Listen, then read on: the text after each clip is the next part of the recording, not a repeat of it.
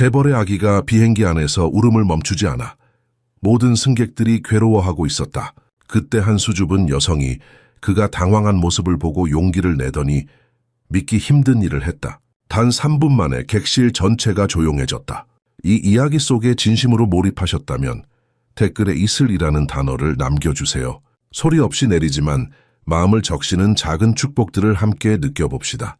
아기의 날카로운 울음소리가 압력이 조절된 비행기 기내를 3번째로 가로질렀다. 승객들 사이에 팽팽한 긴장감이 감돌았다. 대한제약그룹 사장 강태원은 6달 된 아들 도현이를 가슴에 꼭 안고 달래보려 애썼다. 빨갛게 달아오른 얼굴의 아기는 작은 주먹을 꽉 쥐고 공중에 흔들며 몸부림쳤다. 평소 차분하고 냉철했던 아버지의 부드러운 흔들림도 소용없었고 오히려 아기의 울음만 더 커질 뿐이었다. 비행기, 통로 너머로 쏟아지는 승객들의 비난의 시선이 보이지 않는 화살처럼 그를 찔러댔다. 평소 중역회의를 이끌고 수십억 원의 결정을 내리던 강태원의 얼굴에서 마지막 남은 자존심마저 무너져 내렸다. 이마에 땀방울이 흘러내렸다. 그는 아들에게 위로의 말을 속삭였지만 아이의 고통 앞에서는 무력하기만 했다. 손목시계는 서울 도착까지 남은 시간을 냉정하게 알려주었다. 2시간 반, 영원처럼 느껴지는 시간이었다. 비행기 객실은 마치 조용한 전쟁터가 되어 있었고 아기의 울음소리만이 승객들의 집단적 인내심을 무너뜨릴 수 있는 유일한 무기였다. 항공기 뒷자리에 앉아있던 박은서는 청바지 위로 손가락을 꾹꾹 누르며 아기 울음소리가 자신의 신경을 건드리는 것을 참아내려 애썼다. 그 날카로운 소리가 그녀 내면 깊은 곳에 무언가를 건드렸다. 오랫동안 억눌러왔던 모성 본능이 다시 꿈틀거렸다. 단순한 검은테 안경을 고쳐 쓰고 무릎 위에 책에 시선을 고정시켰지만 글자들은 그녀의 시야에서 춤을 추듯 흐릿해질 뿐이었다. 객실 승무원이 좁은 통로를 서둘러 지나가며 끊임없이 울어대는 아기 쪽으로 걱정스러운 눈길을 던졌다. 전문적인 미소조차 스트레스 속에 점점 균열이 가고 있었다. 은서 옆에 앉은 세련된 차림의 여성 임원은 큰 한숨을 내쉬며 소음을 차단하려는 헛된 시도로 이어폰을 조정했다. 승객들 사이에서 악의적인 댓글들이 흘러나오기 시작했다. 자신의 아이를 통제하지 못하는 아버지를 향한 비난이었다. 은서는 아래 십수를 세게 깨물며 낯선 남자를 변호하고 싶은 충동과 싸웠다. 그녀는 비즈니스 잡지에서 본 강태원 사장이라는 것을 알아보았다. 최근 교통사고로 아내를 잃고 갓 태어난 아기와 함께 남겨진 그에 관한 가슴 아픈 뉴스 헤드라인이 떠올랐다. 기내 분위기는 점점 더 무거워졌다. 도현이의 울음소리는 강해져만 갔고 강태원의 얼굴은 점점 더 창백해졌다.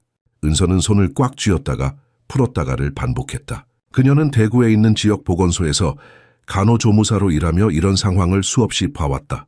결정을 내려야 할 시간이 다가오고 있었다. 은서는 고개를 들어 아이와 아버지를 바라보았다. 그녀의 심장은 빠르게 뛰었다. 개입해야 할까? 아니면 다른 모든 사람들처럼 불편함 속에 가만히 있어야 할까? 생각할 시간이 없었다. 비행기가 약간의 난기류를 만났고 그 충격에 도현이의 울음소리는 더욱 처절해졌다. 은서는 기내의 긴장감이 더욱 고조되는 것을 느끼며 심호흡을 했다. 제주도에서 서울행 비행기를 탈 때는 이런 상황이 벌어질 줄 몰랐다. 그녀의 손바닥에는 땀이 배어 나왔다. 병원 면접을 위한 서류가 담긴 낡은 가방을 꼭 쥐고 있었다. 그 가방 안에는 그녀의 미래가 담겨 있었다. 저 아기, 뭐가 그리 울어대는 거야? 귀에 구멍이 뚫릴 지경이네. 옆자리 여성이 짜증스럽게 중얼거렸다. 비즈니스석에 앉아있을 법한 고급스러운 옷차림의 40대 여성이었다.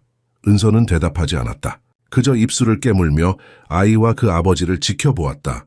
강태원의 얼굴에 드리워진 절망감이 마음을 아프게 했다. 그는 등 뒤로 던져지는 비난의 시선과 한숨 소리를 느끼는 듯했다. 그의 손이 미세하게 떨리는 것이 보였다. 요즘 부모들은 아이 교육도 제대로 못해. 앞자리 노신사가 큰 소리로 말했다. 저렇게 비싼 옷 입고 있으면 뭐해. 자기 자식 하나 달래지도 못하는데. 은서는 그 말에 가슴이 조여들었다. 사람들은 겉모습만 보고 판단했다. 아무도 강태원이 최근 아내를 잃었다는 사실을 모르는 듯했다.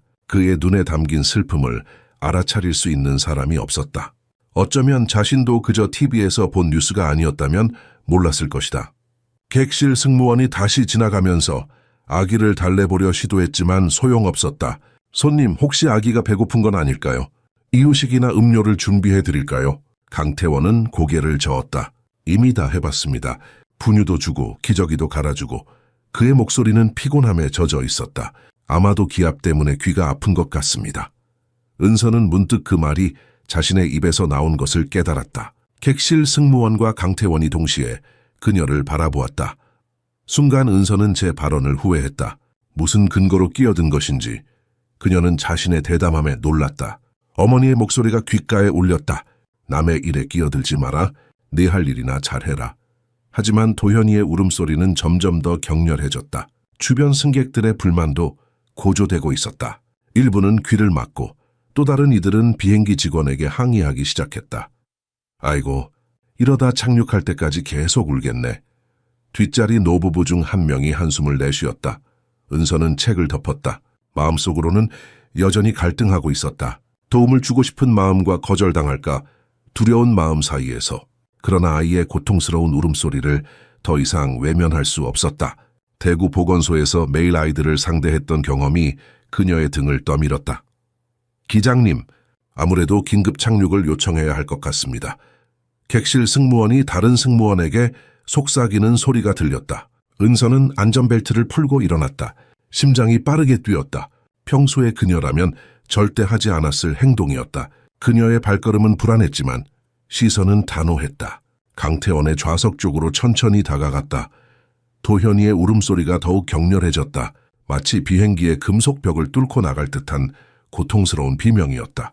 은서는 자신도 모르게 걸음을 재촉했다. 강태원의 절박한 표정에서 그녀는 무언가를 느꼈다. 그 깊은 갈색 눈동자에 담긴 절망과 지친 기색은 어떤 재산도 완화시킬 수 없는 고통이었다. 대구 외곽의 소규모 보건소에서 간호조무사로 일하면서 매일 아이들을 돌봐온 경험이 그녀의 직감을 예리하게 만들었다. 아기는 분명히 기압 변화로 인한 귓속 통증으로 고통받고 있었다. 비행 중에 특히 연가들에게 흔히 나타나는 증상이었다. 앞자리에 앉았던 중년 남성이 갑자기 뒤돌아보며 분노한 얼굴로 소리쳤다. 도대체 그 애 좀 어떻게 할 수 없습니까? 우리 모두 비싼 돈 주고 표 샀는데 이런 소음을 들어야 한다니. 강태원은 자세를 바로 했다. 그의 얼굴은 순간 냉정한 비즈니스맨의 표정으로 돌아갔지만 그의 눈은 여전히 그를 배반하고 있었다. 깊은 취약성이 드러났고 그것이 은서의 마음을 더욱 아프게 했다. 죄송합니다만 저도 최선을 다하고 있습니다. 강태원의 목소리는 담담했지만 그 밑에 깔린 피로감을 숨기지 못했다. 맞은편 좌석에서 흰머리의 할머니가 친절하게 제안했다. 혹시 보리차를 조금 먹여보셨나요? 예전에는 기압 때문에 아이들 귀가 아플 때 효과가 있다고. 강태원은 감사의 표정을 지으며 고개를 끄덕였다. 감사합니다. 이미 시도해봤습니다. 분유, 보리차, 심지어 기내식으로 나온 삼계탕 국물도 조금 먹여봤지만 그는 무력감에 한숨을 내쉬었다. 은서는 마침내 강태원의 좌석에 도착했다. 숨을 깊게 들이마시고 용기를 내어 말했다. 실례합니다. 제가 혹시 도와드릴 수 있을까요? 강태원이 고개를 들어 그녀를 바라보았다. 그의 눈에는 의심과 희망이 교차했다. 저는 대구 보건소에서 일하는 간호조무사입니다. 아이들을 많이 다루어 봤어요. 은서는 자신의 목소리가 떨리는 것을 느꼈다. 평소에는 자신의 존재감을 최소화하는데 익숙했던 그녀였다. 하지만 지금은 달랐다. 무언가가 그녀를 밀어내고 있었다.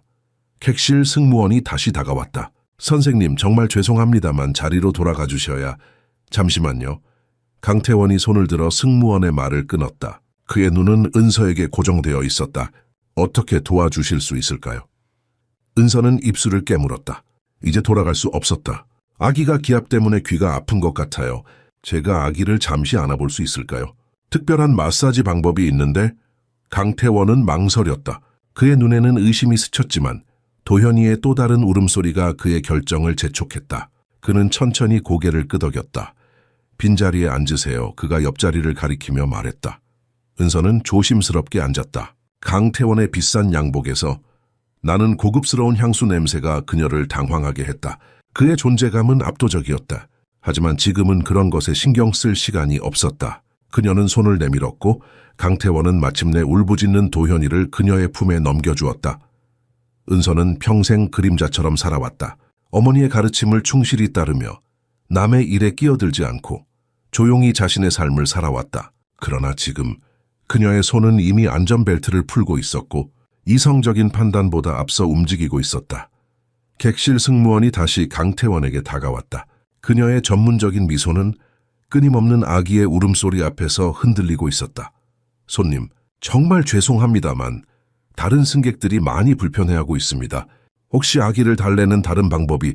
강태원은 지친 표정으로 웃음을 지었다. 아기용 음소거 버튼이 있다면 좋겠네요. 그의 유머 속에 담긴 극도의 피로감이 은서의 마음을 더욱 아프게 했다. 그것은 자신의 한계에 다다른 사람의 마지막 방어 기제였다. 은서는 천천히 좁은 통로로 걸어나갔다. 그녀의 작고 마른 몸이 통로에 희미한 그림자를 드리웠다. 단순한 면 블라우스를 정돈하면서 은서는 깊게 숨을 들이마셨다. 자신도 몰랐던 용기를 모으려는 듯했다. 그녀의 목소리는 아기의 울음소리 속에서 거의 들리지 않을 정도로 작았다. 도움을 드려도 될까요? 그녀가 조심스럽게 물었다. 저는 아이들과 일해요. 그 말 뒤에 이어진 침묵의 순간은 영원처럼 느껴졌다. 도현이의 새로운 울음소리가 강태원의 결정을 대신해 주었다. 그는 절망적으로 고개를 끄덕이며 어떤 도움이라도 환영한다는 뜻을 내비쳤다. 앉으세요. 부탁드립니다. 그의 목소리에는 간절함이 묻어났다. 은서가 강태원 옆 빈자리에 앉자 모든 승객의 시선이 그녀에게로 쏠렸다. 마치 그녀가 기내 엔터테인먼트에 예상치 못한 출연자가 된 것처럼. 가까이서 보니 그 사업가는 더욱 위압적이었다. 완벽하게 재단된 양복은 고급스러운 맞춤복임을 알려주었고 손목시계는 아마도 그녀의 연봉보다 더 비싼 것 같았다. 은은하게 풍기는 고급 향수는 세련된 분위기를 자아냈고 이는 그녀를 불편하게 만들었다. 그러나 그의 지친 눈에는 무언가 깊이 인간적인 것이 있었다. 사회적, 경제적 장벽을 완전히 초월하는 슬픔과 취약성이었다. 그녀가 아기를 안아도 되겠냐고 물었을 때 강태원은 단 한순간만 망설이다가 도현이를 그녀의 숙련된 팔에 넘겼다. 아기는 처음에도 계속 울었다. 작은 얼굴이 불편함으로 일그러져 있었지만 은서는 조심스럽게 아기가 그녀의 무릎에 앉아 그녀를 향하도록 자세를 잡았다. 모성의 단단함으로 아기를 지탱했다. 섬세하고 정확한 움직임으로 그녀는 엄지와 검지로 아기의 코 옆을 부드럽게 마사지하기 시작했다. 관자놀이 근처의 지점을 가볍게 누르며 낮은 목소리로 설명했다. 이 기술은 귀의 압력을 완화시키고 아이의 주의를 분산시켜요. 강태원과 주변 승객들의 놀라움 속에서 도현이의 울음은 점차 그 강도가 줄어들기 시작했다. 그의 붓고 젖은 눈이 호기심으로 그 낯선 여성의 부드러운 얼굴을 응시했다. 도현이의 눈은 여전히 눈물로 촉촉했지만 이제 완전히 은서의 얼굴에 고정되었다. 은서는 부드럽게 위로의 말을 속삭였다. 진심 어린 공감으로 아기의 불편함을 인정해주는 말들이었다. 계속해서 부드럽고 정확한 마사지를 이어가며 그녀는 할머니가 수십 년 전 가르쳐준 자장가를 낮게 흥얼거리기 시작했다. 새와 꿈에 관한 달콤한 가사가 담긴 단순한 멜로디였다. 보통 그룹 대화에서 눈에 띄지 않을 정도로 조용했던 그녀의 목소리가 놀랍도록 선율적이고 진정시키는 효과가 있었다. 이전의 혼란 속에서 고요한 평온의 거품을 만들어냈다. 도현이는 몇 번 더 흐느끼다가 이제 완전히 울음을 멈추었다. 울음 대신 은서가 노래하는 동안의 입술 움직임에 매료된 듯한 주의력이 나타났다. 다른 승객들도 마침내 갑작스러운 축복과도 같은 침묵을 알아차리고 깊은 안도와 감탄의 시선을 이 예상치 못한 세 사람에게 보냈다. 변화는 거의 마법과도 같았다. 불과 몇 분 전까지 위로 불가능해 보였던 아기가 이제 평화롭게 쉬고 있었다. 대구 보건소의 간호조무사의 부드러운 존재감에 완전히 매료된 듯했다. 강태원은 마치 자신의 눈앞에서 작은 기적이 일어나는 것을 지켜보듯 깊은 감탄과 불신이 섞인 표정으로 상황을 관찰했다. 객실 전체가 집단적으로 안도의 한숨을 내쉬는 것 같았다. 아침 햇살 아래 아침 안개가 걷히듯 긴장이 사라졌다. 어떻게 그걸 해내셨죠? 강태원의 목소리에는 진심 어린 감탄과 절대적인 불신이 섞여 있었다. 그의 눈은 새롭고 존경스러운 강도로 그녀에게 고정되었다. 은서는 눈에 띄게 얼굴을 붉히며 그를 직접 바라보는 것을 피하며 겸손하게 설명했다. 저는 대구 보건소에서 6년 동안 일했어요. 그곳에서 귀 압력으로 불편해하는 아기들을 많이 봤어요. 특히 대구의 날씨가 급변하는 날에는 더 자주 그런 일이 있었죠. 아기들이 특히 귀 압력에 어떻게 민감한지에 대한 기술적인 설명은 그녀의 입에서 자연스럽게 흘러나왔다. 아이들과의 직접적인 경험을 통해 얻은 실용적인 지식을 드러내고 있었다. 강태원은 완벽하게 정돈된 머리카락을 손으로 쓸어 넘기며 그의 누적된 피로를 완전히 드러내는 제스처를 취했다. 제주도에서 출발한 이후로 정말 모든 것을 시도해봤어요. 분유도 주고 토닥여도 보고 심지어 기장에게 비상 착륙을 요청할까도 생각했었죠. 그는 자신이 정말로 느꼈던 절망을 털어놓았다. 은서는 도현이의 작은 손가락을 부드럽게 어루만지며 미소 지었다. 아기들은 정말 미스터리예요. 특히 첫 아이를 키우는 부모에게는 더욱 그렇죠. 그녀는 특별한 섬세함으로 한 부모 상황을 언급했다. 강태원의 목소리에 드리운 어두운 톤은 아직 처리되지 않은 고통의 층을 드러냈다. 아내는 6개월 전에 갑작스러운 교통사고였어요. 둘 사이에 무거운 침묵이 흘렀다. 은서는 그가 상처에 대해 더 이야기하도록 재촉하지 않았다. 대신 그녀는 도현이의 작은 머리카락을 부드럽게 쓰다듬으며 아기가 이제 편안하게 잠든 것을 확인했다. 당신 같은 분을 만나다니 정말 행운입니다. 강태원의 말에는 진심이 담겨 있었다. 그의 얼굴에 진정한 감사의 표정이 떠올랐다. 은서는 부끄러워하며 고개를 숙였다. 그냥 할 수 있는 일을 한 것뿐이에요. 강태원은 고개를 흔들었다. 아니요, 그 이상이었습니다. 도연이의 평화로운 숨소리만이 그들 사이에 무거운 침묵을 채웠다. 아기는 마치 평생 단 한순간의 불편함도 경험한 적이 없는 것처럼 은서의 팔에 안겨 편안하게 잠들어 있었다. 은서는 조심스럽게 강태원의 홀로 된 상황에 대해 더 언급하지 않았다. 그것이 낯선 사람이 건드리기에는 너무 예민한 영역임을 본능적으로 알았다. 아마 한동안 잘 자겠네요. 그녀는 실용적인 말투로 관찰했다. 기압 때문에 많이 지쳤을 거예요.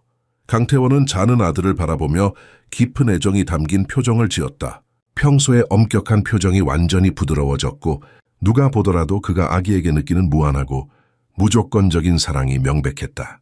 당신은 30,000피트 상공에서 절망에 빠진 아버지를 구하러 나타난 수호천사인가요? 그의 농담 섞인 질문에 은서는 자신도 모르게 낮은 웃음소리를 냈다. 그저 누구나 했을 일을 한 것뿐이에요. 그녀의 겸손한 대답에 강태원은 즉각 반박했다. 절대 아닙니다.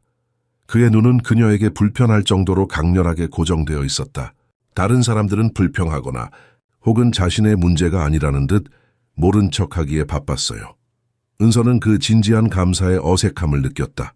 그녀는 항상 칭찬이나 주목받는 것을 피해왔다. 평생 사람들 사이에서 조용히 자신의 역할을 수행하는 데 익숙했다. 하지만 지금 이 순간 누군가가 그녀의 행동에 진심 어린 감사를 표현하고 있었다. 그것은 낯설면서도 따뜻한 감정이었다. 객실 승무원이 다시 통로를 지나가면서 놀란 표정으로 아기가 평화롭게 잠든 것을 발견했다.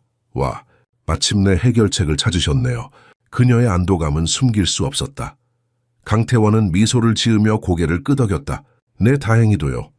그의 시선은 여전히 은서에게서 떠나지 않았다. 마치 그녀가 풀어야 할 흥미로운 퍼즐인 것처럼. 기내에 전자 신호음이 울리고 안전벨트 착용 표시등이 켜졌다. 이어서 기장의 안내 방송이 흘러나왔다. 앞으로 난기류가 예상되니 승객들은 좌석으로 돌아가 안전벨트를 착용해달라는 내용이었다. 은서는 걱정스러운 표정으로 자신의 팔에 안긴 아기를 바라보았다. 불필요한 움직임으로 아기를 깨우고 싶지 않았다. 하지만 강태원은 관대하게 그녀가 그대로 있어도 된다고 제안했다. 어차피 이 좌석은 비어 있어요. 여기 계세요. 그녀는 감사함을 느꼈다. 강태원이 조심스럽게 몸을 기울여 도연이를 방해하지 않고 그녀의 안전벨트를 채우는 것을 도왔다. 과정에서 그들의 손이 잠시 스쳤고 은서는 갑자기 가슴이 빠르게 뛰는 것을 느꼈다. 서울에 사세요? 그의 일상적인 질문에 은서는 고개를 저었다. 아니요, 대구에서 왔어요. 서울에 있는 병원 면접을 보러 가는 중이에요. 간호사 면접이요? 그가 물었다. 간호조무사예요. 그녀는 자동적으로 정정했다. 대구 보건소보다 더 나은 자리를 찾고 있어요. 비행기가 예고된 난기류를 만나 약간 흔들렸다. 도연이가 살짝 몸을 뒤척였지만 완전히 깨어나지는 않았다. 그저 일시적인 보호자의 품 안에서 편안하게 안정을 찾았다. 어떤 병원인가요? 강태원이 진정한 관심을 보이며 물었다. 은서는 주머니 속에 구겨진 지원서를 생각하며 입술을 깨물었다. 서울아산병원이요. 소아중환자실 자리예요. 강태원의 얼굴에 감탄의 표정이 스쳤다. 인상적이네요. 경쟁이 치열할 텐데요. 은서는 고개를 끄덕였다. 네, 정말 그래요. 사실 정말 간절해요. 그녀의 목소리에는 숨길 수 없는 열망이 담겨 있었다.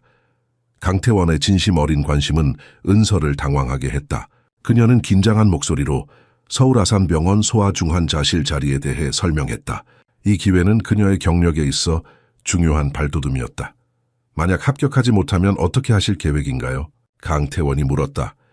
은서는 창밖으로 흘러가는 구름을 바라보며 당혹스러운 솔직함으로 대답했다. 다음 비행기로 대구로 돌아가야죠. 서울에서 다른 기회를 찾아볼 여유가 없어요. 그녀의 말에 강태원의 얼굴에 생각에 잠긴 표정이 스쳤다. 마치 그녀가 공유한 것 이상의 정보를 처리하는 듯 무언가 내적인 계획을 세우고 있는 것처럼 보였다. 난기류가 점차 줄어들고 비행은 이전의 평온함을 되찾았지만 둘 사이의 분위기는 근본적으로 변했다. 도현이는 여전히 깊이 잠들어 있었고 가끔 작은 만족의 소리를 내어 두 사람을 동시에 미소 짓게 했다. 대구에서 어떤 일을 하세요? 좀 더 자세히 알려주실래요? 강태원이 물었다. 은서는 놀랐다. 그녀 같은 사람의 일상에 이런 지위의 사람이 관심을 갖는 일은 드물었다. 보건소에서 주로 영유아 예방접종과 산모 관리를 담당해요. 그리고 지역 내 저소득층 가정 방문, 건강관리도 해요. 정말 가치 있는 일이네요. 강태원의 말에는 진심이 담겨 있었다. 은서는 미소를 지었다. 저도 그렇게 생각해요. 하지만 더 많은 걸 배우고 싶어요. 대형 병원에서 중환자를 돌보는 기술을. 그녀의 목소리에는 꿈꾸는 듯한 열정이 담겨 있었다. 대화는 자연스럽게 더 개인적인 주제로 흘러갔다. 은서는 교육을 무엇보다 중요시하는 근면한 부모님과 함께 전라남도 시골에서 자란 이야기를 했다. 강태원은 서울대 교수였던 아버지와 간호사였던 어머니와 함께 서울에서 보낸 어린 시절 기억을 나누었다. 당신 어머니도 간호사셨군요. 은서가 놀라움을 감추지 못했다. 강태원은 고개를 끄덕였다. 어머니는 항상 의료인의 소명에 대해 말씀하셨어요. 사람들의 삶에 직접적인 변화를 가져올 수 있다고요. 두 사람 모두 겉으로 보이는 현재의 사회적 지위 차이에도 불구하고 성실함과 정직함을 중요시하는 비슷한 가정 배경에서 자랐다는 것을 알게 되었다. 이 예상치 못한 공통점은 그들 사이에 보이지 않는 장벽을 무너뜨리는 데 도움이 되었다. 제약회사는 어떻게 시작하게 되셨어요? 은서가 조심스럽게 물었다. 강태원은 잠시 눈빛이 흐려졌다. 대학에서 약학을 전공했어요. 사실 처음에는 의사가 되고 싶었지만 아버지의 영향으로 약학의 길로 들어섰죠. 졸업 후 제약회사에 취직했고 몇 년 후 작은 바이오텍 스타트업을 설립했어요. 그때는 정말 아무것도 없었죠. 그런데 이렇게 성공하셨네요. 은서의 말에는 진심 어린 감탄이 담겨 있었다. 강태원은 미소 지었지만 그 미소는 눈까지 도달하지 않았다. 사업적으로는 성공했지만 개인적인 삶은 복잡했어요. 은서는 그의 슬픔을 느낄 수 있었다. 그녀는 도현이의 작은 손가락이 자신의 손가락을 감싸고 있는 것을 발견했다. 그 순간의 순수함이 그녀의 마음을 따뜻하게 했다. 어쩌면 성공이란 단순히 사업이나 경력에 관한 것이 아닐지도 몰라요. 은서가 조용히 말했다. 때로는 작은 순간들, 이렇게 누군가의 삶에 작은 변화를 가져오는 것도 성공이 아닐까요? 강태원은 깊은 생각에 잠긴 채 그녀를 바라보았다.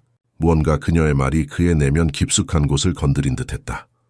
침묵은 오직 도연이의 부드러운 숨소리로만 채워졌다. 아기는 마치 삶에서 단 한순간도 불편함을 느껴본 적이 없다는 듯이 은서의 품에서 평화롭게 자고 있었다. 은서는 강태원의 아내에 대해 더 묻지 않았다.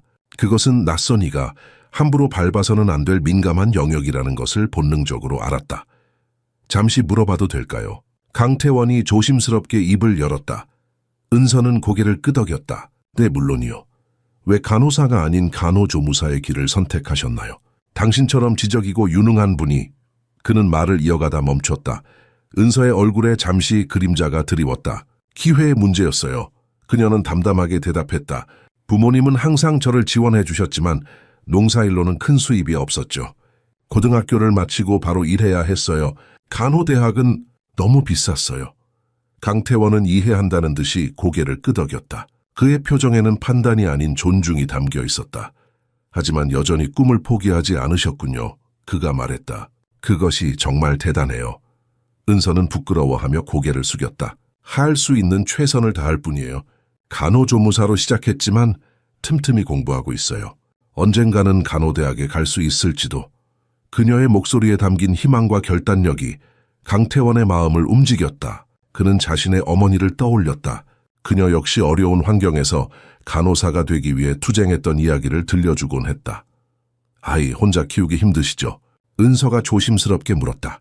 그 순간 자신이 너무 사적인 질문을 했다는 것을 깨닫고 얼굴이 붉어졌다. 죄송해요. 너무 개인적인 질문이었네요. 강태원은 고개를 저었다. 아니에요. 괜찮습니다. 네, 정말 힘들어요. 특히 회사 일과 병행하는 게. 그는 한숨을 내쉬었다. 하지만 도현이는 제 삶의 이유예요. 그를 위해서라면 무엇이든 할 수 있어요. 그의 눈에 담긴 결연한 의지가 은서의 마음을 두드렸다. 모든 부와 성공에도 불구하고 그는 결국 자신의 아들을 위해 최선을 다하는 평범한 아버지였다. 비행기가 갑자기 흔들렸다. 도현이가 잠에서 깨어날 뻔했지만 은서는 재빨리 아기의 등을 부드럽게 두드리며 다시 깊은 수면 상태로 돌아가게 했다. 당신은 정말 아이들을 잘 다루는군요. 강태원이 감탄했다. 은서는 미소 지었다. 경험이죠. 보건소에서 매일 수십 명의 아이들을 만나니까요. 자녀가 있으신가요? 그가 물었다. 은서는 고개를 저었다. 아니요, 아직요. 그녀의 목소리에 미묘한 슬픔이 묻어났다. 결혼은요? 강태원이 물었다가 곧 자신의 질문이 너무 직접적이었다는 것을 깨닫고 덧붙였다. 죄송합니다. 너무 사적인 질문이었네요. 괜찮아요. 은서가 작은 미소와 함께 대답했다. 아니요, 결혼하지 않았어요. 일에 집중하다 보니 그럴 기회가 없었던 것 같아요. 시간이 흘러갔다. 두 사람은 마치 오랜 친구처럼 편안하게 대화를 나누었다. 사회적 지위의 차이, 삶의 경로의 차이에도 불구하고 그들은 서로에게서 예상치 못한 공감대를 발견했다. 서울에 지인이 있으신가요? 면접 후에 머물 곳이? 강태원이 갑자기 물었다. 은서는 고개를 저었다. 아니요, 저렴한 호텔을 예약해 두었어요. 하루 묵을 예정이에요. 합격 여부와 상관없이 내일 저녁에 대구로 돌아가요. 강태원의 눈에 다시 그 생각에 잠긴 표정이 나타났다. 그는 무언가를 말하려다가 멈추었다. 왜 그러세요? 은서가 궁금해했다. 아무것도 아닙니다. 그가 미소를 지으며 말했지만 그의 눈은 여전히 무언가를 계산하고 있는 듯했다. 객실 승무원이 다시 통로를 지나가며 도현이가 평화롭게 잠든 모습을 보고 진심으로 놀란 표정을 지었다와 정말 해결책을 찾으셨네요. 그녀가 안도의 한숨과 함께 말했다. 강태원은 고개를 끄덕였다. 네, 다행히 이 친절한 분 덕분에요. 그의 눈은 여전히 은서에게 고정되어 있었다. 마치 그녀가 풀어야 할 수수께끼 같다는 듯이. 전자신호음이 객실에 울려 퍼졌고 안전벨트 표시등이 켜졌다. 이어서 기장의 안내방송이 흘러나왔다. 승객 여러분, 잠시 후 김포국제공항에 착륙할 예정입니다. 현재 서울의 날씨는 맑고 온도는 18도입니다. 좌석으로 돌아가 안전벨트를 착용해 주시기 바랍니다. 은서는 자신의 품에 안긴 도연이를 걱정스럽게 바라보았다. 다시 자리를 옮기면 아기가 깨어날지도 모른다는 염려가 들었다. 강태원은 그녀의 생각을 읽은 듯했다. 그냥 여기 계세요. 그가 부드럽게 제안했다. 어차피 이 자리는 비어 있으니까요. 은서는 고마움을 느꼈다. 평소라면 절대 남의 자리에 앉아 있는 것을 용납하지 않았을 텐데 오늘은 모든 것이 달랐다. 그녀는 조심스럽게 도연이의 작은 귀를 살펴보았다. 착륙할 때 다시 압력 변화가 생길 터였다. 착륙할 때 아기가 다시 불편해할 수 있어요. 그녀가 말했다. 제가 계속 안고 있으면서 귀 마사지를 해줄게요. 강태원의 눈에 감사의 빛이 어렸다. 정말 고맙습니다. 당신이 아니었다면. 그는 말을 끝맺지 못했지만 그 의미는 충분히 전해졌다. 비행기가 서서히 고도를 낮추기 시작했다. 창문 밖으로 서울의 풍경이 점점 선명해졌다. 한강의 은빛 리본처럼 도시를 가로질러 흐르고 빽빽한 건물들이 그 주변을 둘러싸고 있었다. 서울은 처음이세요? 강태원이 물었다. 은서는 고개를 저었다. 아니요, 몇 번 와봤어요. 하지만 항상 짧은 방문이었죠. 관광할 시간도 없이 업무 때문에. 아쉽네요. 서울은 정말 매력적인 도시인데 강태원이 말했다. 언젠가 시간이 되시면 제가 진짜 서울을 보여드리고 싶네요. 은서는 그의 말에 놀랐다. 그것은 단순한 예의상의 제안처럼 들리지 않았다. 진심이 담겨 있었다. 비행기가 더 낮게 내려왔고 이륙할 때와 마찬가지로 기압이 변화하기 시작했다. 도연이가 불편함에 작게 신음했다.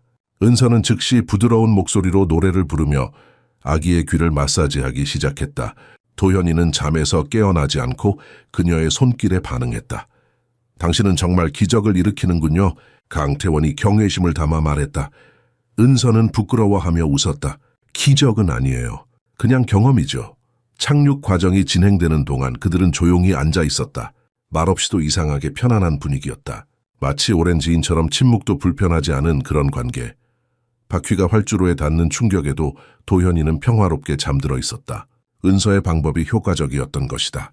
비행기가 게이트로 이동하는 동안 승객들은 짐을 정리하고 하차 준비를 시작했다. 그러나 강태원과 은서는 여전히 자리에 앉아 있었다. 이제 내려야 할 것 같네요. 강태원이 마침내 말했지만 그의 목소리에는 분명한 망설임이 있었다. 은서는 도현이를 그에게 건네주었다. 그 순간 아기는 눈을 떴고 은서를 보자 환하게 웃었다. 그것은 그녀의 마음을 따뜻하게 녹였다. 안녕 작은 친구, 그녀가 부드럽게 말했다. 잘 잤니? 도현이는 작은 손을 뻗어 그녀의 얼굴을 만지려 했다. 그 순수한 애정의 표현에 은서와 강태원 모두 감동했다. 도현이도 당신을 좋아하는 것 같아요. 강태원이 말했다. 그의 목소리에는 이상한 감정이 담겨 있었다. 무언가 진지하고 깊은 것. 김포공항 터미널은 분주한 인파로 붐볐다. 강태원은 도현이를 품에 안고 세련된 가죽 여행 가방을 끌었고 은서는 낡은 바퀴가 달린 소박한 캐리어를 끌며 나란히 걸었다. 주변 사람들의 눈에는 이들의 외적 대비가 분명히 보였을 것이다. 하지만 두 사람 사이의 대화는 마치 오래된 친구들처럼 자연스럽게 이어졌다. 면접은 내일 오전이라고 하셨죠? 강태원이 물었다. 은서는 고개를 끄덕였다. 네, 아침 9시요. 지금 바로 호텔에 체크인하고 마지막 준비를 할 생각이에요. 그녀는 가방 안에 서류를 떠올리며 긴장감을 느꼈다. 내일은 그녀의 인생을 바꿀 수도 있는 중요한 날이었다. 서울아산병원의 소아중환자실 자리는 경쟁이 치열했지만 그녀는 자신의 실무 경험이 강점이 될 것이라고 믿었다. 어느 호텔에 예약하셨어요? 강태원이 관심을 보였다. 강남역 근처 작은 비즈니스 호텔이에요. 가격이 적당해서. 은서는 말끝을 흐렸다. 그녀의 예산으로는 럭셔리한 선택을 할 수 없었다. 강태원은 무언가 말하려다 멈추었다. 그의 눈에 고민하는 빛이 스쳤다. 도현이가 그의 어깨에 기대어 주변을 호기심 어린 눈으로 살펴보았다. 출구에 가까워질수록 은서는 이별의 순간이 다가오는 것을 느꼈다. 이 특별한 만남이 끝나간다는 생각에 이상한 아쉬움이 그녀의 가슴을 채웠다. 비행기에서 만난 낯선 사람과의 짧은 인연이 이렇게 의미 있게 느껴질 줄은 몰랐다. 연락처를 알려주실 수 있을까요? 강태원이 갑자기 물었다. 그는 스마트폰을 꺼내며 덧붙였다. 면접 결과가 어떻게 되는지 알고 싶어서요. 제가 개인적으로 당신의 성공을 응원하게 되었네요. 은서는 잠시 당황했다. 강태원 같은 위치의 사람이 그녀처럼 평범한 사람의 면접 결과에 관심을 가질 이유가 있을까? 하지만 그의 눈에 담긴 진심을 보며 그녀는 망설임 없이 자신의 번호를 알려주었다. 결과가 나오면 알려드릴게요. 그녀가 말했다. 도와주셔서 정말 감사합니다. 강태원은 고개를 젓고 진지한 표정으로 대답했다. 제가 감사해야죠. 당신이 아니었다면 이 비행은 악몽이 되었을 겁니다. 도현이가 작은 손을 뻗어 은서의 방향으로 흔들었다. 마치 작별 인사를 하는 것처럼 보였다. 그 순수한 제스처에 은서는 따뜻한 미소를 지었다. 안녕, 도연아. 착한 아이로 있어. 그녀가 부드럽게 말했다. 터미널에서 나와 택시 승강장에 도달했을 때 그들은 잠시 서로를 바라보았다. 이별의 순간이 왔다. 은서는 마음속으로 자신을 꾸짖었다. 왜 이렇게 헤어지기 아쉬운 걸까? 그냥 비행기에서 만난 사람일 뿐인데. 그럼 행운을 빌게요. 강태원이 말했다. 그의 목소리에는 이상한 망설임이 있었다. 마치 더 말하고 싶은 것이 있는 듯했다. 감사합니다. 은서가 대답했다. 도현이와 잘 지내세요.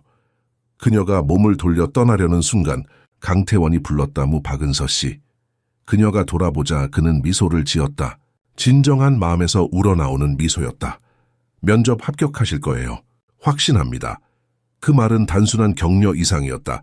그것은 그녀의 능력에 대한 진심 어린 믿음이었다. 은서는 가슴이 따뜻해지는 것을 느꼈다. 오랫동안 그런 진심 어린 지지를 받아본 적이 없었다. 고맙습니다. 그녀가 속삭이듯 말했다.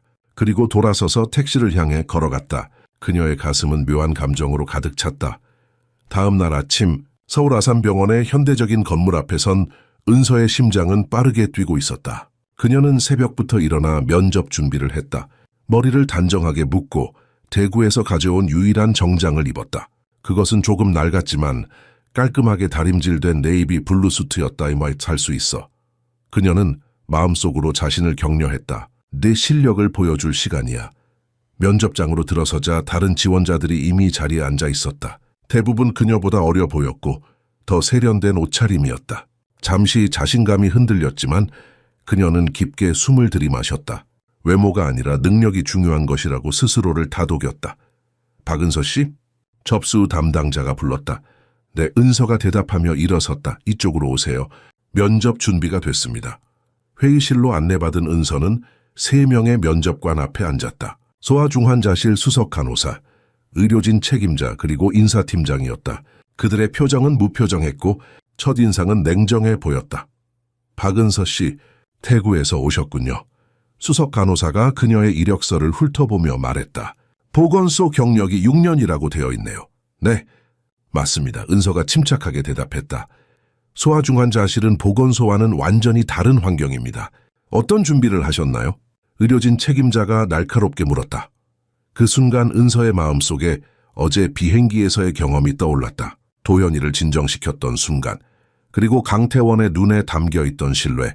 그녀는 갑자기 자신감을 되찾았다. 물론 환경은 다르지만 응급 상황에서의 대처 능력은 어디서든 중요하다고 생각합니다. 그녀가 또렷한 목소리로 말했다. 보건소에서 일하며 제한된 자원으로도 위급한 상황을 해결하는 법을 배웠습니다. 그녀는 대구 외곽 지역에서 겪었던 응급 사례들을 설명했다. 심한 알레르기 반응을 보인 아기를 구한 경험, 고열로 경련을 일으킨 유아를 진정시킨 방법, 그리고 산모의 갑작스러운 출산을 도운 이야기까지. 그녀의 설명은 전문적이면서도 진심이 담겨 있었다. 면접관들의 표정이 조금씩 변하기 시작했다. 처음에 무표정함은 관심으로, 그리고 점차 존중으로 바뀌어갔다. 실제 상황에서의 대처 능력을 확인하고 싶습니다. 수석 간호사가 말했다. 시뮬레이션 테스트를 진행해도 될까요? 네, 물론입니다. 은서가 자신 있게 대답했다. 그들은 은서에게 중증 천식 발작을 겪는 5세 아동에 대한 가상 시나리오를 제시했다. 은서는 침착하게 접근법을 설명했고 필요한 응급처치 순서를 정확히 나열했다. 박은서 씨, 인상적입니다. 의료진 책임자가 마침내 말했다. 대형 병원 경험이 없음에도 불구하고 매우 체계적인 접근법을 갖고 계시네요. 면접이 끝날 무렵 은서는 자신이 최선을 다했다는 확신이 들었다. 그녀는 정중하게 인사하고 회의실을 나왔다. 병원 로비에 앉아 잠시 숨을 고르던 중 그녀의 전화기가 울렸다. 강태원의 번호였다. 여보세요? 그녀가 약간 놀란 목소리로 대답했다. 은서 씨, 면접은 어떻게 됐나요? 그의 목소리에는 진심 어린 관심이 담겨 있었다. 방금 끝났어요. 그녀가 말했다. 생각보다 잘 된 것 같아요. 하지만 결과는 오후에나 알 수 있다고 했어요. 정말 잘 됐네요. 강태원이 기뻐했다. 추가할 만한 일이군요. 저녁에 시간 있으세요? 은서는 잠시 말문이 막혔다. 네, 있어요. 하지만 결과도 모르는데요. 결과와 상관없이 축하하고 싶어요. 그가 말했다. 용기를 내서 꿈을 좇는 당신의 모습이 정말 존경스럽습니다. 은서의 가슴이 따뜻해졌다. 감사합니다. 이비라 공원에서 피크닉은 어떨까요? 도현이도 당신을 다시 보고 싶어 할 거예요. 은서는 잠시 고민했다. 강태원 같은 사람과의 만남은 그녀의 일상과는 동떨어진 것이었다. 하지만 도현이를 다시 본다는 생각에 미소가 지어졌다. 좋아요. 그녀가 마침내 대답했다. 만나서 반가울 것 같아요. 전화를 끊은 후 은서는 자신의 결정에 놀랐다. 평소의 그녀라면 분명 거절했을 것이다. 하지만 오늘 그녀는 다른 선택을 했다. 그리고 이상하게도 그 결정이 옳게 느껴졌다. 오후 늦은 시간, 서울의 여의도 공원은 평일임에도 불구하고 사람들로 북적였다. 은서는 공원 입구에서 불안하게 서성였다. 손에는 작은 선물 상자가 들려 있었다. 도현이를 위해 병원 근처 서점에서 산 아기용 그림책이었다. 자신이 이 자리에 와 있다는 사실이 아직도 믿기지 않았다. 여기 오는 게 맞는 걸까? 그녀는 자신에게 속삭였다. 대구에서의 평범한 일상과는 너무도 동떨어진 상황이었다. 그때 그녀는 강태원을 발견했다. 그는 완전히 다른 사람처럼 보였다. 비싼 정장 대신 캐주얼한 베이지색 바지와 푸른색 셔츠를 입고 있었다. 그의 팔에는 도현이가 안겨 있었고 아기는 화려한 색상의 장난감을 입에 물고 있었다. 은서가 다가가자 강태원의 얼굴에 환한 미소가 번졌다. 그 미소는 진심 어린 기쁨을 담고 있었다. 형식적인 예의가 아닌 정말로 그녀를 다시 만나게 되어 기뻐하는 듯했다. 와주셔서 감사합니다. 그가 따뜻하게 인사했다. 면접은 정말 잘 됐나요? 내 생각보다 괜찮았어요. 은서가 대답했다. 아직 결과는 기다리는 중이지만 도현이가 은서를 알아보고 작은 팔을 그녀에게 뻗었다. 그의 얼굴에 기쁨의 표정이 번졌다.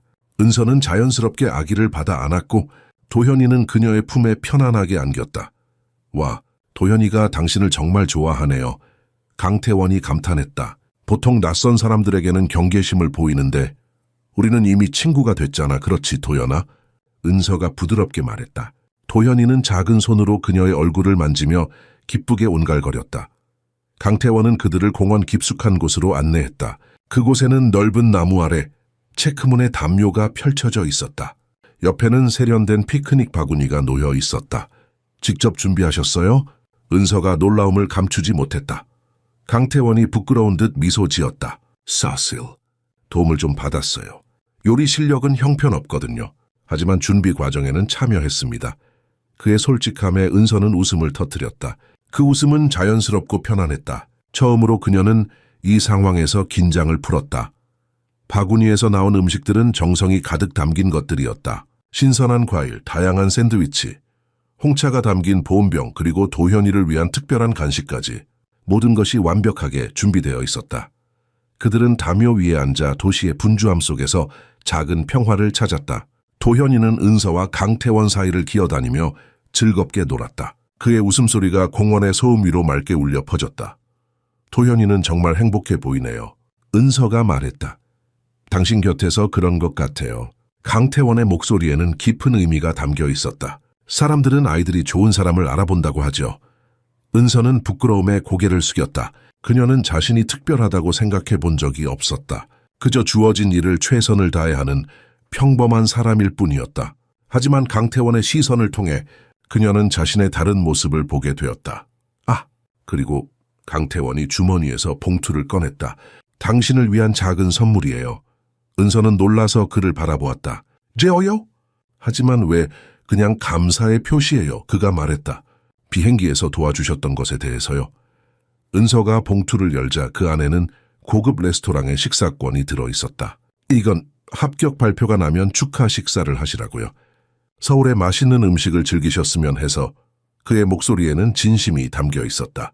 은서는 식사권을 바라보며 당혹감을 감추지 못했다. 그것은 그녀가 일주일 동안 일해서 번 돈보다 더 비싼 가격의 레스토랑이었다. 이런 걸 받을 수 없어요. 그녀가 머뭇거리며 말했다. 너무 과분해요. 강태원은 부드럽게 고개를 저었다. 부담 갖지 마세요. 정말 작은 선물일 뿐이에요. 당신이 도현이를 도와준 것에 비하면. 도현이가 갑자기 그들 사이로 기어와 은서의 무릎 위로 올라왔다. 아기의 순수한 행동은 긴장된 순간을 부드럽게 해소했다. 은서는 미소 지으며 아기를 안아 올렸다. 고맙습니다. 그녀가 마침내 말했다. 정말 친절하시네요. 그들은 오후 햇살 아래서 대화를 나누며 시간을 보냈다.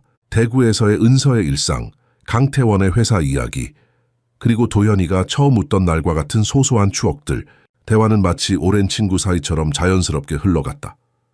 혹시 강태원이 잠시 망설이다가 말을 이어갔다. 서울에서 지낼 곳은 찾으셨나요?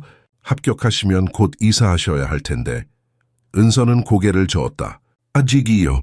합격 통보를 받으면 그때 알아볼 생각이었어요. 사실 서울 집값이 너무 비싸서 걱정이에요. 강태원의 얼굴에 생각에 잠긴 표정이 스쳤다. 그는 무언가 말하려다 멈추었다. 도현이가 그의 관심을 끌며 작은 공을 그에게 건넸고 순간이 지나갔다. 햇살이 점점 서쪽으로 기울고 공원의 그림자가 길어지기 시작했다. 도현이는 활발하게 놀다가 이제 피곤해 보였다. 그는 은서의 품에 기대어 눈을 비비기 시작했다. 슬슬 돌아가야 할 것 같네요. 강태원이 말했다. 도현이 저녁 시간이 다가오고 있어요. 은서는 고개를 끄덕였다.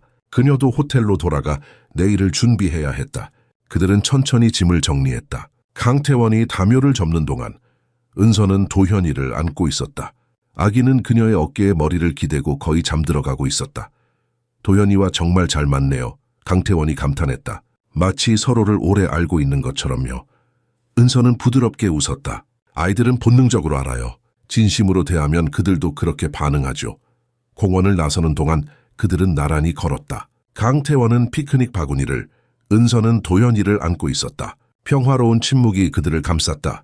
가로등이 하나둘 켜지기 시작했고 서울의 밤이 서서히 내려앉고 있었다. 차 불렀어요. 호텔까지 모셔다 드릴게요. 강태원이 말했다. 아니에요. 괜찮습니다. 지하철 타면 돼요. 은서가 서둘러 대답했다. 그의 친절에 계속 의존하는 것이 불편하게 느껴졌다. 이 시간에 피곤하실 텐데요. 그가 고집했다. 게다가 도현이도 당신과 더 있고 싶어 하는 것 같아요. 그의 말에 은서는 웃음을 터뜨렸다. 도현이를 핑계로 삼지 마세요. 강태원도 웃었다. 그의 웃음소리는 따뜻하고 진실되었다. 들켰네요. 하지만 정말 안전하게 돌아가시길 바랍니다. 그녀는 결국 그의 제안을 받아들였다. 검은색 고급 세단이 공원 입구에 도착했고 운전사가 공손하게 문을 열었다. 은서는 도현이를 강태원에게 건넸다. 아기는 잠시 불만을 표시하다가 아버지의 익숙한 품에 안겨 다시 편안해졌다. 차에 오르기 전 강태원이 은서의 눈을 똑바로 바라보았다. 오늘 즐거웠어요. 다음에 또 만날 수 있을까요? 그의 눈에는 어떤 기대감이 담겨 있었다. 단순한 예의가 아닌 진심 어린 희망이었다. 은서는 잠시 망설였다. 그들의 세계는 너무 달랐다. 하지만 오늘 함께한 시간은 그 차이를 무의미하게 만든 것 같았다. 네, 그녀가 부드럽게 대답했다. 좋을 것 같아요. 차 문이 닫히고 그들은 서울의 밤거리로 사라졌다. 은서는 창밖으로 도시의 불빛을 바라보았다. 그녀의 마음속에는 이상한 기대감과 불안함이 교차했다. 호텔로 돌아온 은서는 침대에 몸을 던졌다. 오늘의 일들이 마치 꿈처럼 느껴졌다. 아침에는 인생을 바꿀 수도 있는 면접을, 오후에는 재벌 기업 회장과 공원에서 피크닉을, 평범한 대구 간호조무사의 일상과는 거리가 먼 하루였다. 내가 뭐 하고 있는 거지? 그녀는 천장을 바라보며 중얼거렸다. 그때 휴대폰이 울렸다. 화면을 보니 서울 아산병원 인사팀이었다. 은서의 심장이 멈춘 듯했다. 떨리는 손으로 전화를 받았다. 여보세요, 박은서입니다. 박은서님, 서울 아산병원 인사팀 김주연입니다. 오늘 면접 결과를 알려드리려고 연락드렸습니다. 은서는 숨을 깊게 들이마셨다. 이 순간 그녀의 미래가 결정될 것이다. 네, 말씀하세요. 축하드립니다. 소아중환자실 자리에 최종 합격하셨습니다. 의료진들이 박은서님의 실무 경험과 응급상황 대처 능력에 깊은 인상을 받았습니다. 은서는 순간 말을 잃었다. 꿈에 그리던 순간이 실제로 일어난 것이다. 감사합니다. 그녀가 겨우 말했다. 정말 감사합니다. 다음 주 월요일부터 출근 가능하신가요? 오리엔테이션과 기본 교육이 있을 예정입니다. 네, 물론이죠. 가능합니다. 전화를 끊은 후 은서는 믿을 수 없다는 듯이 휴대폰을 바라보았다. 그리고 곧 기쁨의 눈물이 그녀의 뺨을 타고 흘러내렸다. 그토록 바라던 기회가 마침내 그녀에게 찾아온 것이다. 첫 번째 생각은 부모님에게 알리는 것이었다. 두 번째는 강태원이었다. 이상하게도 이 기쁜 소식을 나누고 싶은 사람이 그였다. 비행기에서의 우연한 만남이 그녀의 인생에 이렇게 깊은 영향을 미칠 줄은 상상도 못했다. 망설임 없이 그녀는 강태원에게 전화를 걸었다. 여보세요? 그의 목소리가 들렸다. 강 사장님, 저 박은서입니다. 그녀의 목소리는 흥분으로 약간 떨리고 있었다. 은서 씨, 무슨 일이세요? 그가 물었다. 합격했어요. 그녀가 외쳤다. 방금 전화가 왔어요. 서울 아산병원에 합격했어요. 정말요? 축하드립니다. 강태원의 목소리에는 진심 어린 기쁨이 묻어났다. 정말 잘 됐네요. 전 그럴 줄 알았어요. 당신의 능력이라면 당연한 결과죠. 은서는 그의 말에 마음이 따뜻해졌다. 진심 어린 지지와 믿음을 보내주는 사람이 있다는 것이 얼마나 큰 힘이 되는지 그녀는 새삼 깨달았다. 고맙습니다. 제가 첫 번째로 소식을 전하고 싶은 사람이 당신이었어요. 그 말이 자신의 입에서 나오자 은서는 놀랐다. 하지만 그것은 사실이었다. 전화 너머로 잠시 침묵이 흘렀다. 그리고 강태원의 목소리가 부드럽게 들렸다. 정말 영광이네요. 특별한 저녁 식사로 축하해야겠어요? 내일 저녁에 시간 있으세요? 은서는 잠시 고민했다. 내일은 대구로 돌아가는 비행기를 예약해둔 상태였다. 하지만 이제 모든 것이 바뀌었다. 서울에서 새 출발을 하게 된 것이다. 네, 있어요. 그녀가 대답했다. 하지만 이제 서울에서 살 곳을 찾아야 해요. 내일부터 알아봐야 할 것 같아요. 그 문제에 대해 제가 도움이 될 수 있을 것 같아요. 강태원이 조심스럽게 말했다. 내일 식사하면서 이야기할 수 있을까요? 은서는 궁금증을 느꼈지만 더 묻지 않았다. 네, 좋아요. 그럼 내일 저녁 유밥시에 만나요. 제가 주소를 문자로 보내드릴게요. 전화를 끊은 후 은서는 창가로 걸어가 서울의 밤 풍경을 바라보았다. 반짝이는 도시의 불빛들이 새로운 시작을 약속하는 것 같았다. 그녀의 가슴은 기대와 두려움으로 가득 찼다. 낯선 도시에서의 새삼, 새로운 직장, 그리고 강태원과의 관계, 모든 것이 너무 빠르게 변하고 있었다. 문득 그녀는 생각했다. 비행기에서 울던 아기를 달래기 위해 용기를 내어 일어나지 않았다면 지금의 이 모든 일들은 일어나지 않았을 것이다.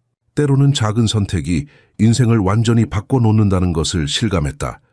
다음 날 저녁, 은서는 강태원이 보내준 주소의 고급 레스토랑 앞에 서 있었다.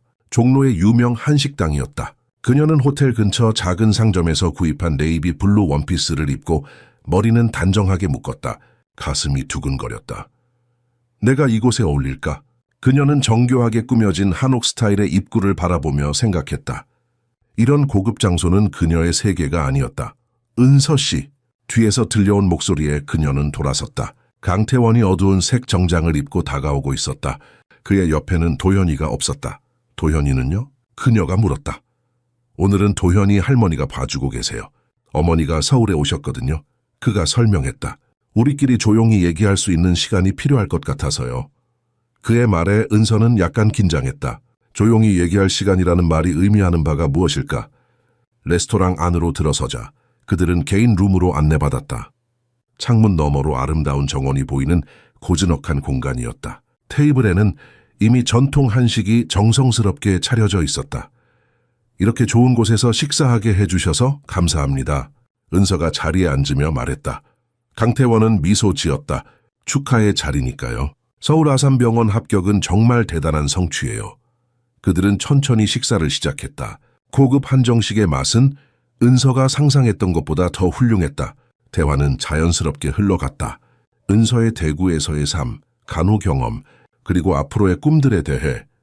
식사가 거의 끝나갈 무렵 강태원은 와인잔을 들고 진지한 표정을 지었다. 은서 씨에게 제안하고 싶은 것이 있어요. 은서는 긴장하며 그를 바라보았다. 저희 집에는 손님용 별채가 있습니다. 제 어머니가 서울에 오실 때만 사용하는 공간인데 대부분 비어 있어요. 은서 씨가 원하신다면 당분간 그곳에서 지내실 수 있습니다. 은서는 놀라움에 말을 잇지 못했다. 그의 제안은 예상을 완전히 벗어난 것이었다. 당신 집에서요? 그녀가 겨우 말했다. 강태원은 급히 설명을 덧붙였다. 별차에는 완전히 독립된 공간이에요. 따로 출입구도 있고요. 어떤 의무나 기대도 없이 그저 서울에서 자리 잡으실 때까지 잠시 도움을 드리고 싶은 마음뿐입니다. 은서는 복잡한 감정에 휩싸였다. 그의 제안은 서울에서의 주거 문제를 해결해주는 완벽한 해결책이었다. 하지만 동시에 그것은 그들의 관계를 더 복잡하게 만들 수도 있었다. 사실상 그의 집에서 사는 것이 의미하는 바는 무엇일까? 고맙습니다만 그건 너무 과분한 제안인 것 같아요. 그녀가 조심스럽게 말했다. 저는 제 힘으로 살아가는 것에 익숙해요. 물론 그렇죠. 강태원이 이해한다는 듯 고개를 끄덕였다. 하지만 서울에서 당장 적당한 집을 찾는 건 쉽지 않아요. 특히 병원 가까운 곳은 임대료가 비싸고 경쟁도 치열하죠. 그의 말은 현실적인 진실이었다. 은서는 그 점을 인정해야 했다. 시간이 필요하시다면 천천히 생각해 보세요. 그가 덧붙였다. 어떤 결정을 내리든 저는 존중할게요. 은서는 창밖으로 보이는 정원을 바라보았다. 저녁 조명이 나무와 돌을 아름답게 비추고 있었다. 그녀는 자신이 인생의 갈림길에 서 있음을 느꼈다. 안전한 길을 선택할 것인가? 아니면 새로운 가능성을 향해 나아갈 것인가? 제가 조금 더 생각해봐도 될까요? 그녀가 마침내 말했다. 강태원은 따뜻하게 미소 지었다. 물론이죠. 서두를 필요 없어요. 식사를 마치고 레스토랑을 나설 때 밤하늘에는 별이 빛나고 있었다. 그들은 잠시 거리에 서서 밤 공기를 마셨다. 오늘 저녁 정말 즐거웠어요. 강태원이 말했다. 당신과 함께하는 시간은 항상 특별해요. 은서는 그의 진심 어린 말에 가슴이 따뜻해지는 것을 느꼈다. 처음으로 그녀는 이 모든 상황이 단순한 우연이 아닐 수도 있다는 생각이 들었다. 은서는 호텔 방으로 돌아와 창가에 서서 서울의 밤 풍경을 바라보았다. 강태원의 제안이 그녀의 머릿속을 맴돌았다. 그의 집 별채에서 지낸다는 것은 어떤 의미일까? 그것은 단순한 호의일까? 아니면 무언가 더 깊은 의미가 있을까? 이성적으로 생각해 은서야 그녀는 자신에게 속삭였다. 서울에서 당장 집을 구하는 것은 정말 어려운 문제였다. 특히 아산병원 근처의 집값은 그녀의 예산을 훨씬 넘어서는 수준이었다. 그리고 월요일부터 바로 일을 시작해야 했다. 시간이 없었다. 침대에 앉아 그녀는 결정을 내리기 위해 종이에 장단점을 적어보기 시작했다. 이성적으로 따져보면 강태원의 제안은 완벽한 해결책이었다. 하지만 감정적으로는 복잡했다. 그녀는 그에게 빚을 지는 것이 불편했다. 그리고 무엇보다 그에게 점점 더 끌리고 있다는 사실을 인정할 수밖에 없었다. 그건 현실적이지 않아. 그녀는 스스로를 타일렀다. 우리는 너무 다른 세계의 사람들이야. 창밖으로 별들이 빛나는 서울의 밤하늘이 펼쳐져 있었다. 대구의 작은 아파트에서는 결코 볼 수 없었던 풍경이었다. 이 도시에서 새 출발을 한다는 것은 그녀에게 큰 도전이었다. 하지만 동시에 가슴 떨리는 기회이기도 했다. 갑자기 그녀의 전화기가 울렸다. 화면을 보니 대구에 있는 어머니였다. 엄마, 그녀가 전화를 받았다. 은서야 합격했다면서? 정말 축하한다, 우리 딸. 네, 엄마. 정말 믿어지지가 않아요.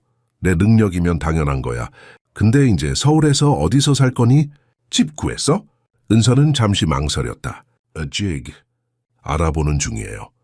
서울은 집값이 비싸다더라. 처음에는 좀 고생하더라도 내 힘으로 해내야 해. 우리가 늘 그래왔듯이. 어머니의 말은 은서의 마음에 깊은 울림을 주었다.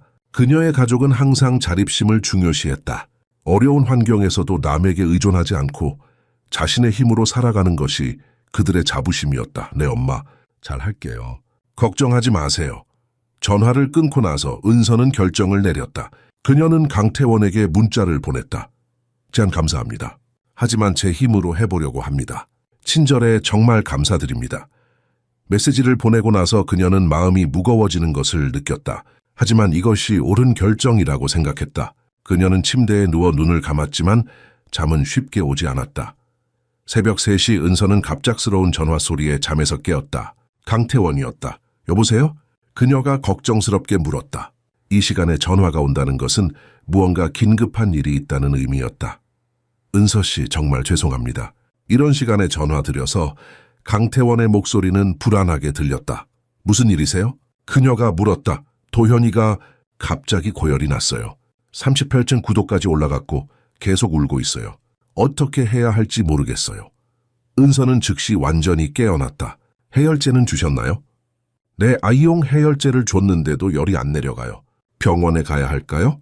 은서는 침착하게 생각했다. 언제부터 열이 났나요? 다른 증상은요? 2시간 전부터요. 평소보다 많이 보채고 귀를 자꾸 만져요. 아마 중이염인 것 같네요. 은서가 전문적인 목소리로 말했다. 소아과 응급실에 가는 게 좋을 것 같아요. 제가 같이 가드릴까요? 그녀의 제안은 본능적이었다. 도현이가 아프다는 소식에 그녀는 망설임 없이 도움의 손길을 내밀었다. 강태원의 목소리에는 안도감이 묻어났다. 정말 그래 주시겠어요? 정말 감사합니다.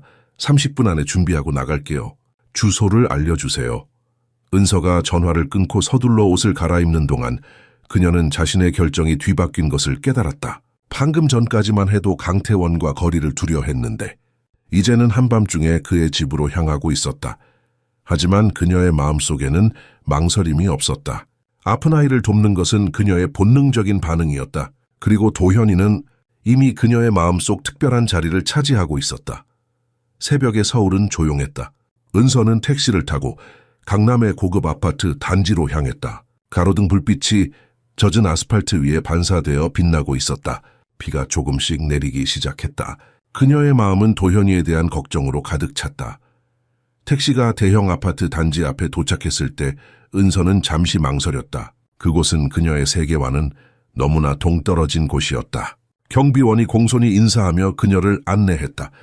박은서 씨 맞으세요? 강 사장님이 기다리고 계십니다. 엘리베이터를 타고 꼭대기 층으로 올라가는 동안 은서는 자신이 무엇을 하고 있는지 다시 한번 생각했다. 그러나 도현이가 아프다는 생각에 다른 모든 고민은 잠시 뒤로 물러났다. 문이 열리자마자 지친 얼굴의 강태원이 그녀를 맞이했다. 그는 평소의 세련된 모습과는 달리 헝클어진 머리에 잠옷 차림이었다. 와주셔서 정말 감사합니다. 그가 진심으로 말했다. 은서는 고개를 끄덕이며 신발을 벗고 안으로 들어섰다. 집 안은 넓고 고급스러웠지만 지금 그녀의 관심은 오직 도현이에게만 있었다. 도현이는 어디 있어요? 이쪽이에요. 강태원이 그녀를 안내했다. 아이의 방은 부드러운 파스텔 색조로 꾸며져 있었다. 도현이는 작은 침대에 누워 불편한 듯 몸을 뒤척이고 있었다. 그의 작은 얼굴은 열로 인해 붉게 달아올라 있었다. 은서는 즉시 전문가 모드로 전환했다. 그녀는 도현이의 이마에 손을 대고 천을 확인한 후 귀와 목을 조심스럽게 살폈다. 확실히 중이염 같아요. 그녀가 말했다. 오른쪽 귀가 많이 붓고 빨개졌네요. 그녀는 가방에서 작은 의료 키트를 꺼냈다. 호텔을 나올 때 미리 준비해 온 것이었다. 평소에 이런 걸 가지고 다니세요? 강태원이 놀란 표정으로 물었다. 간호조무사 습관이죠. 은서가 미소 지으며 대답했다. 항상 준비되어 있어야 해요. 그녀는 도현이의 귀에 부드럽게 약을 발라주고 해열 패치를 임에 붙여주었다. 그런 다음 특별한 마사지 기법으로 아이의 귀 주변을 부드럽게 눌러주기 시작했다. 이렇게 하면 통증이 좀 줄어들 거예요. 그녀가 설명했다. 도현이는 처음에는 불안해하다가 점차 편안해지기 시작했다. 그의 울음소리가 잦아들고 숨소리가 규칙적으로 바뀌었다. 마법 같네요. 강태원이 속삭였다. 비행기에서처럼요. 은서는 미소를 지었다. 마법은 아니에요. 그냥 경험이죠. 1시간 후 도현이의 열은 내려가기 시작했고 아이는 편안하게 잠들었다. 은서는 조심스럽게 일어나 강태원과 함께 거실로 나왔다. 아침까지는 괜찮을 거예요. 하지만 내일 소아과에 데려가는 게 좋을 것 같아요. 그녀가 말했다. 강태원은 깊은 안도감과 감사함이 담긴 눈으로 그녀를 바라보았다. 어떻게 감사를 표현해야 할지 모르겠어요. 괜찮아요. 제가 할 수 있는 일을 했을 뿐이에요. 은서가 대답했다. 창밖으로 아침이 밝아오기 시작했다. 비는 그쳤고 동쪽 하늘이 붉게 물들고 있었다. 커피 한잔 하실래요? 강태원이 제안했다. 은서는 고개를 끄덕였다. 밤새 깨어 있었지만 이상하게도 피곤함을 느끼지 않았다. 넓은 주방에서 강태원은 직접 커피를 내리기 시작했다. 그의 능숙한 손놀림이 은서의 호기심을 자극했다. 요리하는 걸 좋아하세요? 그녀가 물었다. 그는 쑥스러운 미소를 지었다. 아내가 살아있을 때는 주말마다 함께 요리했어요. 그녀가 떠난 후로는 도현이를 위해 배우려고 노력 중이에요. 은서는 그의 솔직함에 마음이 따뜻해졌다. 이 성공한 사업가가 보여주는 취약한 모습이 그를 더 인간적으로 만들었다. 제가 제안을 다시 생각해봤어요. 그녀가 갑자기 말했다. 별채에 대한 거였지. 강태원의 눈이 놀라움으로 커졌다. 은서의 말은 그가 예상하지 못한 것이었다. 정말요? 그가 물었다. 은서는 커피잔을 손으로 감싸며 깊은 숨을 들이마셨다. 이 결정이 쉽지는 않았지만 지난밤 도현이를 돌보면서 그녀는 무언가 깨달았다. 네, 오늘 밤 도현이를 돌보면서 생각했어요. 때로는 우리의 계획이 우리가 생각했던 것과 다른 방향으로 흘러갈 수도 있다는 것을요. 진짜 넓은 창문을 통해 서울의 아침이 점점 밝아오고 있었다. 아파트에서 내려다 보이는 도시의 모습은 마치 새로운 시작을 알리는 것 같았다. 임시로만요, 그녀가 덧붙였다. 제가 자리를 잡을 때까지만. 강태원은 미소를 참지 못했다. 물론이죠. 어떤 조건도 없습니다. 단지 당신과 도현이가 서로에게 좋은 것 같아서요. 그의 말에 은서도 미소 지었다. 도현이와의 연결은 그녀도 부인할 수 없었다. 마치 그 작은 아기가 그녀의 심장의 직통으로 연결된 것처럼 느껴졌다. 별채를 보여드릴까요? 강태원이 제안했다. 은서는 고개를 끄덕였다. 그들은 넓은 아파트를 가로질러 복도 끝으로 걸어갔다. 강태원이 문을 열자 은서는 놀라움을 감추지 못했다. 그곳은 단순한 별채가 아니었다. 완전히 독립된 작은 아파트였다. 아름다운 거실, 침실, 욕실, 그리고 작은 주방까지 갖춘 공간이었다. 창문으로는 서울의 정영이 펼쳐졌다. 이건 너무 과분해요, 은서가 말했다. 전혀요, 강태원이 부드럽게 대답했다. 이곳은 대부분 비어 있어요. 어머니가 가끔 오실 때만 사용하죠. 당신이 여기 계신다면 도현이에게도 좋을 거예요. 은서는 창가로 걸어가 서울의 아침 풍경을 바라보았다. 빌딩들 사이로 한강이 반짝이고 있었다. 이곳에서의 삶은 그녀가 상상했던 것과는 완전히 다를 것이다. 전 내일부터 병원에서 일을 시작해요. 그녀가 말했다. 새로운 환경, 새로운 사람들. 모든 것이 낯설 거예요. 당신은 잘 해낼 거예요. 강태원이 그녀 옆에 서며 말했다. 비행기에서 도현이를 진정시킨 사람이니까요. 그리고 오늘 밤 다시 한번 그를 구해주셨고요. 은서는 웃음을 터뜨렸다. 그렇게 말하니 제가 무슨 영웅 같네요.